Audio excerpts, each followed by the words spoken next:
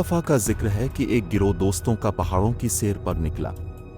ये पहाड़ दूर दराज के इलाके में था जहां लोग कम ही जाते थे।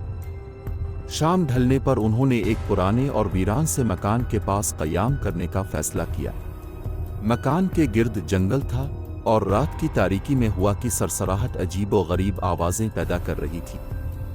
रात के खाने के बाद जब सब दोस्तों ने आराम करने का सोचा तो अचानक दरवाजे पर जोर जोर से दस्तक हुई। सब चौंक गए क्योंकि इस सुनसान इलाके में कोई और मौजूद नहीं था।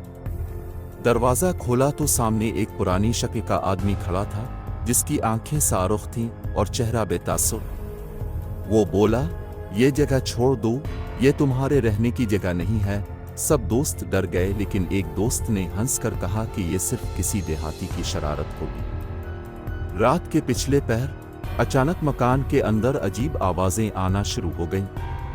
कभी किसी के रोने की आवाज़, कभी दरवाजे खिलने बंद होने की आवाज़ और कभी कदमों की चाप। सब दोस्त एक साथ जमा होकर बैठ गए और दुआएं पढ़ने लगे। एक दोस्त ने कहा कि उसे एक साया बाहर चलता दिखाई दे रहा है जो मकान के गिर्द चक्कर लगा रहा है। अचानक कमरे की दीवार पर एक लंबा सा साया नमूदार हुआ जो आहिस्ता आहिस्ता इंसानी शक्ल में तब्दील होने लगा। वही सुर्ख आंखों वाला शख्स फिर से सामने आया और इस बार उसका चेहरा बिगड़कर बहुत खौफनाक हो गया था। वो एक भारी आवाज में बोला, ये पहाड़ मेरी सल्तनत है, यहां से फौरन निकल जाओ वरना तुम कभी वापस नहीं जा पाओगे। डरते डरते सब दोस्त फौरन मकान से भाग निकले।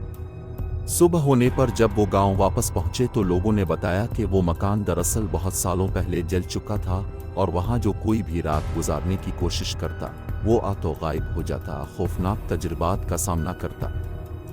कहते हैं वो दोस्त फिर कभी इस पहाड़ के करीब भी नहीं गए। इस कहानी के बाद भी लोग इस पहाड़ और इस पुराने मकान के बारे में बहुत सी अजीब व गरीब बातें करते थे। मकामी लोगों का कहना था कि इस पहाड़ पर सदियों पहले एक आमिल रहता था जो काला जादू करता था। इसके मरने के बाद भी उसकी रूह वहां भटकती रही और जो कोई भी इस जगह जाने की कोशिश करता इसे आमिल की रूह तकलीफ पहुंचाती। कुछ लोगों ने यह भी कहा कि रात के वक्त इस पहाड़ के आसपास लोगों को किसी औरत की चीखने की आवाजें सुनाई देती हैं जो मदद के लिए पुकारती है। कहा जाता है कि वो औरत इसी आमिल की बीवी थी जिसे इसने अपने जादू के लिए कुर्बान कर दिया था। इस औरत की रूह अभी तक इस पहाड़ के गिर्द भटक रही है और उसकी चीखें रात के सन्नाटे में दिल दहला देने वाली होती है। एक और वाकया जो वहां पेश आया वो एक नौजवान जोड़े का था जो कैंपिंग के लिए वहां गए थे। वो दोनों रात को आराम से अपने खेमे में सो रहे थे कि अचानक उन्हें किसी के कदमों की आवाज सुनाई दी। जब उन्होंने खेमे से बाहर देखा तो एक धुंधली सी शक्ल जंगल की तरफ जा रही थी। उन्होंने सोचा कि शायद कोई जानवर होगा, लेकिन थोड़ी देर बाद खेमे के अंदर एक सर्द हवा का झोंका आया और उनके खेमे के गिर्द सायादार शक्लें नाचती हुई नजर आने लगीं। वो दोनों खौफजदा होकर बाहर निकले तो वही पुरानी शक्ल का आदमी सामने खड़ा था और उसकी आंखें सुर्ख थीं। उसने कहा, तुम्हें खबरदार किया गया था कि यहां मत आना, लेकिन तुमने नहीं सुना। अब तुम्हें इसका खमियाजा भुगतना पड़ेगा। दोनों खौफ के मारे वहां से दौड़ते हुए वापस आए, लेकिन इस वाक़ये के बाद वो नौजवान लड़की शदीद बीमार हो गई और इसका दिमागी तवाज़ुन बिगड़ गया। वो बार बार एक ही बात दोहराती थी, वो सुर्ख आंखें, वो हमें देख रहा था। लोगों ने इस वाक़ये के बाद पहाड़ पर जाना बिल्कुल छोड़ दिया।